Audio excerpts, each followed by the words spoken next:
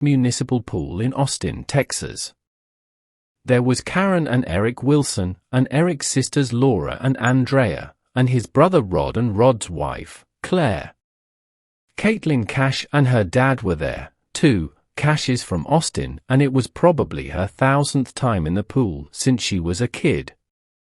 The crew was bobbing along side by side in the glassy water, laughing and chatting, a row of silvery heads moving in sync toward the deep end, where there's a view of the downtown skyline.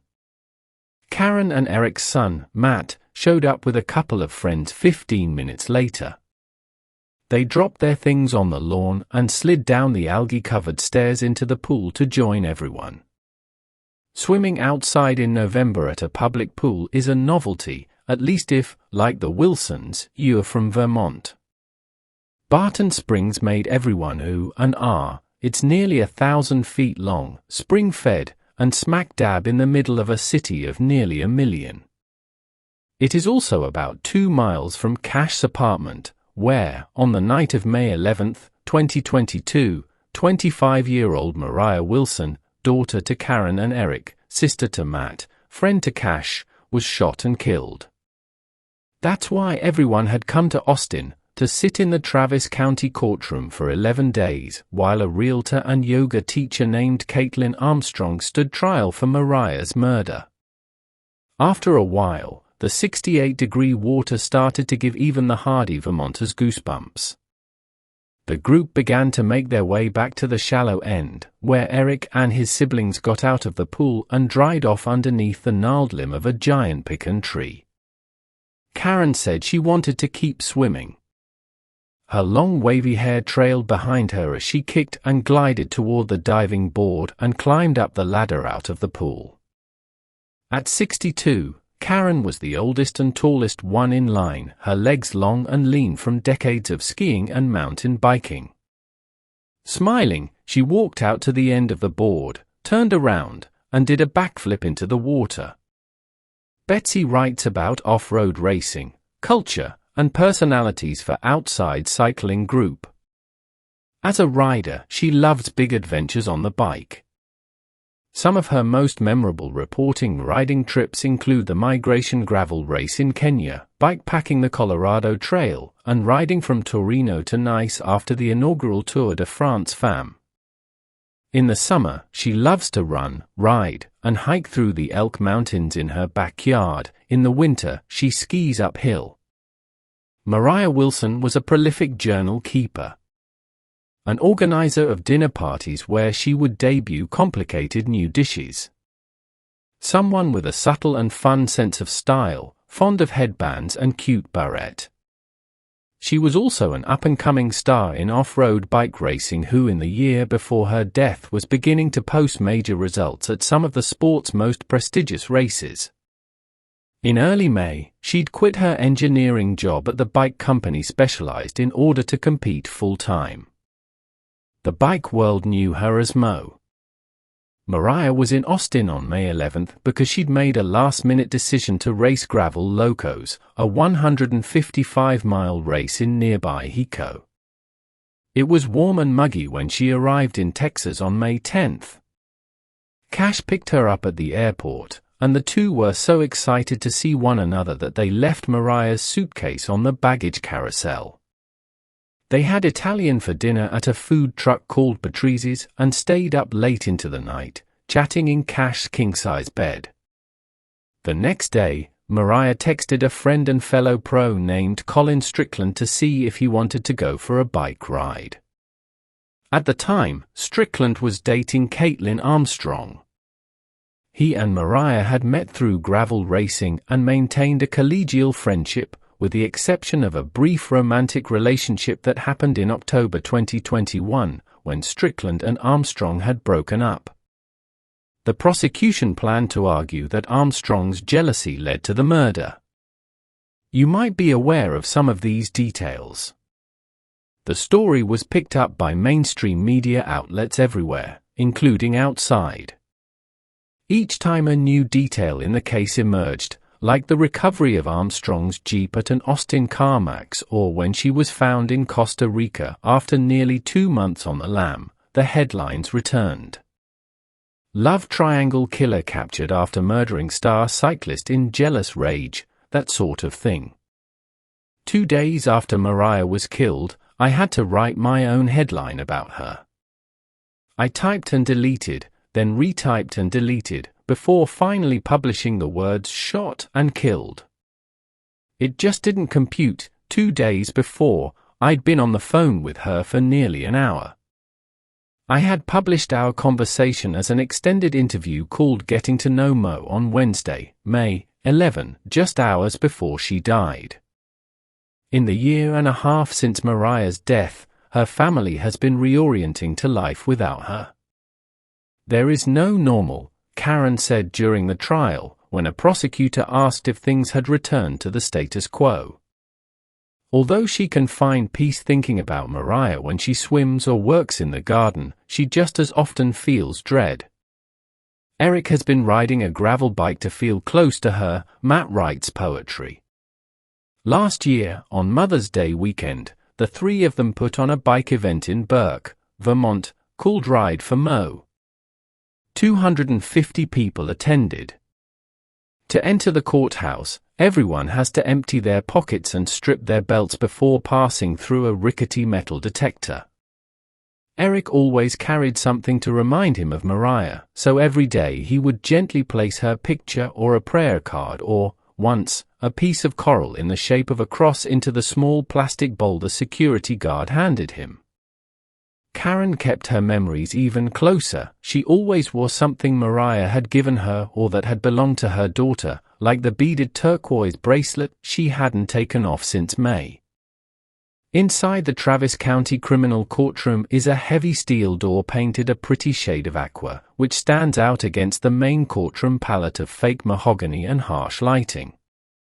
This is the door Armstrong walked through every morning, just 30 feet away from Mariah's parents.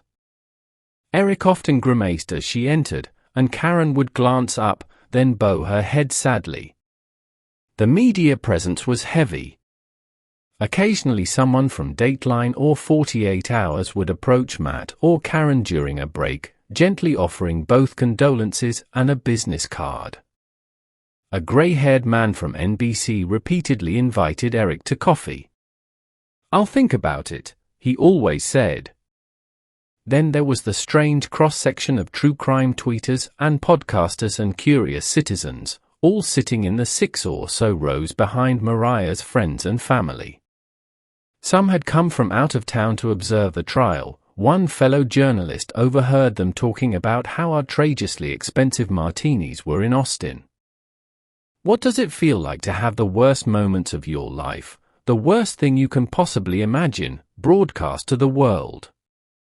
To have strangers showing up at your door, calling you, asking you to describe your grief. After Mariah's death, film producers and journalists and true crime podcasters and TV execs came out of the woodwork, hoping to get the Wilsons' blessing on their various projects. Matt escorted most of them away, although recently the family agreed to take part in a documentary film about Mariah's life and legacy, spearheaded by Evan Hayes, the Oscar-winning producer of Free Solo. Editor's note: Hayes purchased the rights to Outside's feature story on the murder, as well as the rights to a feature published by Bicycling. Hayes told the family that the murder would not be the central storyline, but everyone understood why he'd come to Austin. Mariah's life story was inextricably linked to the way she died. Cash was the first witness called. She had asked ahead of time that Eric, Karen, and Matt not be present while she testified. Since the murder, she had been trying to protect them from certain details about what happened in her Austin apartment that night. The 911 call she made, after finding Mariah shot 3 times and motionless on the bathroom floor, was one of them. "My friend is staying with me and I just walked in and she's laying on the bathroom floor, and there's blood everywhere." A recording of her voice filled the courtroom. "She's not awake, and there's blood all over her face and the back of her head." Cash, 34, her long dark hair falling over the shoulders of a cerulean cashmere sweater, sat straight in the witness stand, tears pouring down her cheeks. The dispatcher's voice came on, telling Cash how to do chest compressions. "Count out loud so I can count with you," the dispatcher said. "Okay, okay." Pump the chest hard and fast, at least twice per second and 2 inches deep. Cash started counting. After this, the prosecution pivoted to the subject of Mariah's bike, which was discovered tossed into bushes outside of Cash's apartment. "Did it have a kickstand?" a prosecutor asked. Cash couldn't help but snicker. No, she was a pro. This was a race bike. Cash testified over the course of 2 mornings. When she was dismissed, she squeezed into the second row next to her dad, who pulled her in close to his chest. Her friends pushed aside little piles of spent Kleenex to make room for the two of them. On the trial's second day, an investigator brought Mariah's race bike into the well of the court. It was covered in a heavy clear plastic bag stamped evidence. Since Mariah's death, the Wilsons have become a specialized family. The company had been Mariah's primary bike sponsor once she turned pro. After the murder, the people she worked with there stayed in close touch with the Wilsons.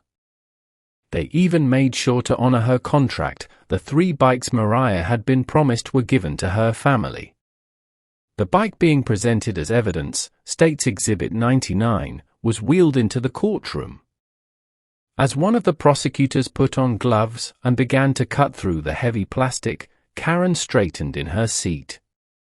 The prosecutor pulled things out of the plastic wrapping: a navy blue helmet with Mariah's sponsor's name stickered on it, a pair of Oakley sunglasses, a white packet of energy chews. "Scratch," Karen whispered, recognizing the brand. A smile flickered across her face, and then, just as quickly, vanished. She was imagining Mariah riding the bike, alive and happy. Eric put his hand on her back. Eric and Karen were staying out at Cash's dad's place southeast of town, and even though local afternoon traffic was abysmal, the drive was worth it. The house was a sanctuary, set among scrubby-ish juniper and live oak. Karen loved that she could hear birds singing, and Eric went jogging every other morning. On the first Friday of the Austin trip, Eric and Karen invited Matt, his friends, and Eric's family over for dinner. Eric grilled chicken and his sisters made a big kale salad. It was warm enough to eat outside, so people dragged chairs onto the front porch. Paper plates heaped with food balanced on laps, everyone joined hands as Eric led the family prayer. "Thank you, Lord, for happy hearts. For rain and sunny weather. Thank you, Lord, for this our food. And that we are together." A minute later they were all talking about the trial. Strickland had testified that day, and the group felt unsettled. Though Strickland had been cleared by police of any involvement in the murder, he was still the last person to see Mariah alive apart from her killer, and it was his girlfriend's jealousy that allegedly led to Mariah's death. The family had varying opinions of him. He acted strange on the stand, slumping in his seat and not making eye contact with the prosecutor, Guillermo Gonzalez. Everyone later learned that he shoved a cameraman outside the courthouse. In his testimony, Strickland described his relationship with Armstrong as tumultuous, and admitted that he'd changed the label on Mariah's number in his phone because of Armstrong's jealousy. For Matt, the testimony dissolved his previous feelings toward Strickland into something more like pity. "At first I was angry," he said. "Now I just feel sorry for him." Karen also believed that blaming Strickland wasn't the answer, although, as she said, "I'm not particularly happy with him. His life has been wrecked," she went on, "and it will never be the same, so in many ways, not in the same way, he has suffered a lot and he's clearly extremely depressed. That doesn't make me happy." Mariah thought of him as a friend. She wouldn't be happy if his life was wrecked. Karen is a great storyteller, and she loves to talk about Mariah. One evening at the house, Matt was lying on the couch with his head in her lap, his 6'4" frame taking up the length of the sofa. Someone asked, was he a large baby? Not really, even though he was 2 weeks late. Karen said so was Mariah, but she was induced by a coconut margarita. She described how her labor finally started after a sip of marg at a friend's birthday party, which was also in the middle of May. I remember it was so cold, I was wearing a flannel nightgown when we left for the hospital, she said. But when we left 2 days later, it had gotten so hot, Eric had to buy me a sundress. Eric liked the name Anna. Karen was partial to Mariah. So they named her Anna Mariah and always used her middle name. When you're the one in labor for 24 hours, you get to decide, Karen said, adding, Matt, on the other hand, came out in 3 pushes. Matt is 25, the same age as Mariah when she died. He was 2 weeks shy of graduating from Middlebury College when his parents knocked on his apartment door to tell him that his sister had been murdered. I was on the couch eating a sandwich from a cafe, just enjoying having finished my last class ever, he testified. Suddenly an only child, Matt experienced grief that ran both parallel and perpendicular to that of his parents. He had planned to move to Colorado and coach mountain biking after graduation, but instead stayed home to help hold the family together. Matt had 4 friends come to Austin over the course of the 2.5-week trial. He wanted support, sure. Maybe even a little distraction. But he also wanted them to be able to understand after this was all over. In the courtroom, Matt sometimes worked on Sudokus he'd copied into a leather-bound notebook. His aunt Andrea occasionally knitted. Eric took notes on a yellow legal pad. Over the course of 9 days, the prosecution brought 38 witnesses to the stand, the defense 4, and their questions and examinations lasted up to 9 hours. At times, this was so tedious that people zoned out. Other times, they were transported. When Strickland testified, the prosecution played surveillance video from Pool Burger, the tiki bar in Austin where he and Mariah went for food and drinks after going swimming on May 11th. Jurors and spectators saw them walk into the bar together, with Mariah's long hair wet and tucked underneath a black baseball cap. Strickland was wearing a tank top, shorts, and flip-flops. There wasn't any audio of their conversation, but their body language communicated casual comfort.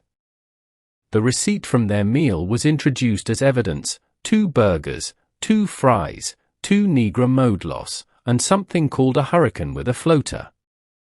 What's that? Everyone wondered. The defense lawyers didn't have much to work with, but that didn't stop them from using every tactic imaginable. With Strickland, they jumped around in time, trying to cast him as both a slutty playboy and an experienced firearms owner. The traps they set never seemed to work, but for Mariah's family the process was exhausting. Now and then, the prosecution provided comic relief without meaning to. During a cross-examination, a defense attorney repeatedly interrupted a crime scene investigator as she tried to explain how, when collecting evidence, she takes care not to disrupt the forensic integrity of something like a fingerprint or swab sample. And why is integrity important? The lawyer asked. Everyone in the front 3 rows gave each other a sidelong glance. The witness seemed stunned and repeated the question, deadpan, why is integrity important? This became one of Eric's favorite lines. One evening, the family made plans to have dinner at Cash's apartment. If you don't have my address memorized by now, you haven't been paying attention, she joked. Her address was mentioned several times during the trial, and photos and video were shown of her apartment and her car and the little pull-in where she parks. At one point, the prosecution called a criminal intelligence analyst from the Texas Attorney General's office. The woman helped detectives analyze the cell phone extraction data and GPS coordinates taken from the entertainment system in Armstrong's Jeep. The exhibit, States for 38, showed how Mariah, Strickland, and Armstrong's cell phones, and Armstrong's Jeep, all interacted on the day of the murder. What the jury saw was essentially a time lapse, with all the evidence that had already been presented put together like a virtual jigsaw puzzle. Small icons, representing the phones and Jeep, moved around Austin as if in a video game. Strickland's and Mariah's phones stopped moving, at a location that appeared to be Paul Berger, at exactly the time that surveillance camera footage from Paul Berger showed them there. Meanwhile, the little red rectangle representing Armstrong's Jeep started heading toward East Austin, toward Cash's apartment. It circled her block. At 8:37 p.m., it stopped. It didn't move again until 9:17. At Maple Avenue that night, some of Mariah's family had trouble finding Cash's apartment. The helpful landmark was the White House on the corner, whose Ring camera mounted on the exterior had captured footage of Armstrong's Jeep circling the block. Inside Cash's apartment, things were warm and inviting. A self-proclaimed maximalist, she'd hung the walls with artwork and other things she'd collected in her travels, and small piles of things like rocks, figurines, and little dishes were carefully arranged on shelves and a small round coffee table. Oriental rugs covered the wood floor. In the days leading up to the trial, people dropped off flowers and baskets containing chocolate, tea, and essential oils, so the space was comfortably cluttered. A meal train spread of chicken and rice took up the entire kitchen island. Karen, Eric, and Cash showed up around 8, after getting massages. This wasn't their first visit to Cash's place. They had come over in April 2023, a year after Mariah was killed. It was horrific, Cash would later recount to the jury, to see Karen curl up into the fetal position and wail into the floor where her daughter was killed. Cash knows what people think when they come to her house for the first time. She could, to get it out of the way, take them straight to the bathroom, point at the floor, and say, "This is where I found her." Instead, she gently walks people through the apartment. She could have moved after the murder. Who wouldn't want to? But she stayed, as she said, to reclaim the space, to not let it become a place of darkness. Since then, she'd changed a few things and left others the same. The bathroom changed the most. Now there were plants, one spidering up the side of the shower, which Cash considered a sign of life. Her landlord replaced the tile floor, it had been shattered by the bullets, and Cash found a rug that covered most of it, in various shades of amber and ochre, colors that reminded her of one of Mariah's favorite jumpsuits. Other things she kept the same, like the small wooden pantry at the end of the kitchen island, where she assumes Mariah was looking for chocolate when Armstrong entered the apartment. "It was my grandpa's," she said of the little cabinet, "and Mo knew this is where I kept the chocolate." My tour got derailed in Cash's bedroom, where Karen was stuffing pillows into freshly laundered pillowcases. She motioned to a small framed print of a bicycle on the bedside table. "Tell her the story," Karen said. The night after Cash found Mariah's body, she slept at her dad's house. She stayed there for nearly a month. Even after her landlord had redone the bathroom tile and installed a Ring camera above the doorknob, she wasn't sure if she could move back. But then, one day at a thrift store, a framed picture practically jumped off the wall at her. "With you all the way," it said, above a whimsical sketch of a bicycle going uphill with a few stars trailing behind it. It was the sign Cash needed. Mo was telling her it was okay to go back. On Thursday, November 16, when the jury was dismissed, everyone expected deliberations to take all afternoon. Matt went home for a nap. Eric and Karen were on a walk with Laura. When they were summoned back to the courtroom by Raquel, the victim's counselor, they rushed back, and the security guard seemed to know why everyone was in a hurry.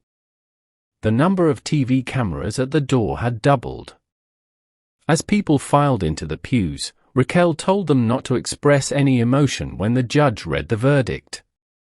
Cash, Matt, Karen, and Eric sat together and held hands. The courtroom was silent. Armstrong and her lawyers rose. After the judge read the guilty verdict, she asked all of the jurors if they agreed with the decision as it was announced. All 12 answered yes. Armstrong was expressionless.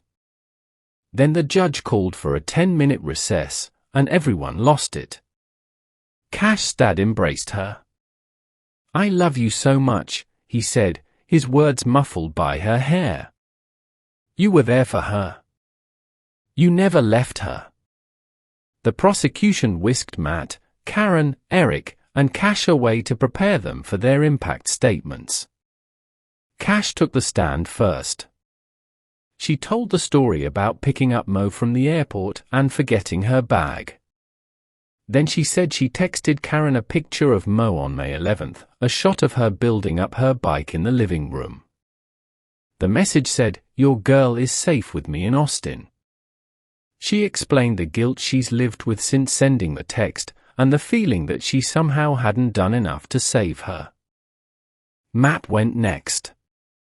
He described his unique relationship with his sister, saying she was his closest confidant and had helped him move through periods of depression. Once, when he was feeling particularly despondent, she suggested they each write down 3 things every day they were grateful for. In the front row, Eric wiped away tears. He had never heard this story. Karen's turn. She couldn't get the words out fast enough. Mariah was a baby that just wanted to move, she said. She was meant to ride a bike. As a family, we were always doing things together outside, and she and Matt never fought. The prosecutor cut in, "Have you been able to get back to normal?" "I don't know what normal is anymore," Karen said. "I still feel like I'm in a dream. I don't know if I'll ever wake up." She ended by talking about the joy of having Cash in their life. She was like a second daughter. Cash was crying. The prosecutor, Jean Sullivan, also choked back tears. She's a mother, too, with children in preschool. Karen wanted Armstrong to know that her actions had consequences beyond the obvious. "When you shot Mariah in the heart, you shot me in the heart," she said. "You shot Eric and Matt. Your actions have caused so many people to suffer. A ripple effect of sorrow upon sorrow upon sorrow." Eric spoke last. He talked about raising the kids to be skiers, and how he quit his job so he could be home with his family. He was so proud, so impressed with how Mariah had really blossomed in the year before she died, how she'd achieved her goal of becoming a professional cyclist. She'd do a 3-hour workout before going into work. "I never saw an athlete so dedicated," he said. And to have that taken from a senseless premeditated plan to take her life. For what? Why? She didn't deserve that. It's a short drive from the courthouse to Pool Burger, and it was still warm and light out when they arrived. Evan had reserved a few tables in the back, and everyone ordered burgers, fries, and drinks. 2 camera guys were there, moving around the tables with cameras and gimbal rigs, but nobody paid attention. If anyone had asked what was going on, it would have been impossible to explain. They were there because the trial was finally over. They were there because Mariah had been here. Everyone devoured their food as if it had been days since they'd last eaten. The fruity rum hurricanes, which came frozen in little plastic cups each topped with a plumeria flower, went down just as easily.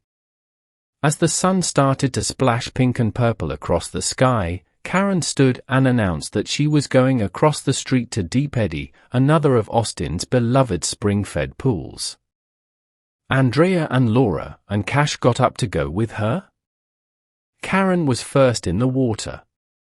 Under the setting sun, she sliced up and down the lap lane. She motioned toward the other side of the pool, which had been drained for the coming winter. "That's probably where Mariah swam," she said. I doubt she was doing laps.